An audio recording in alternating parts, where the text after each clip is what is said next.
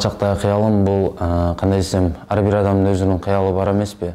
Ошондой эле мен бала чактагы кыялым бул спортко келгенден баштап кыргыз элинин кызыл туусун бийиктиктерге желбиретем деген ой максаттарым бар болчу. Ошолордун бирине жетип олтурам. Мындан ары баары алдында ошо көрө жатарбыз.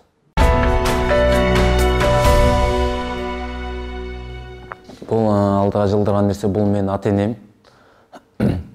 Балам, биз сага ишенебиз.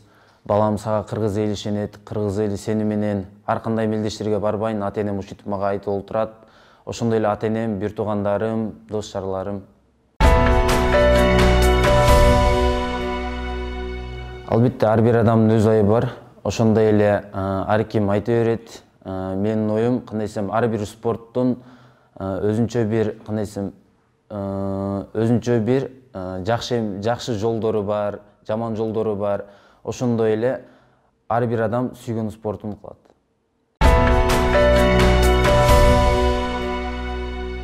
Спортто жеңгенде бул мен өзүмдүн личный тренерим Улан Сагынбаев агайым экөөбүз кичинебизден биргеликте иштешип, ошол агайдын артынан көптөгөн нерселерге жетишип, ошол агайдан көптөгөн нерселерди үйрөндүм.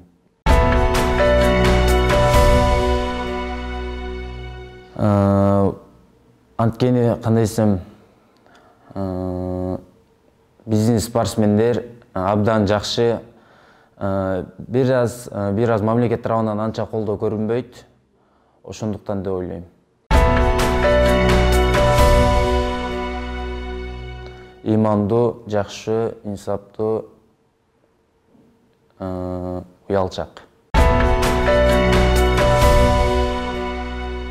Анткени биздин Кыргызстандан көптөгөн спортсмендер чыгып, ошолордун артынан бара баштады деп ойлойм.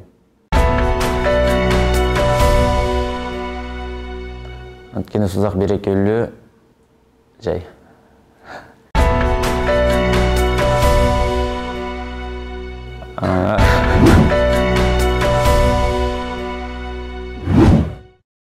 Шилемсиз. Ташиев.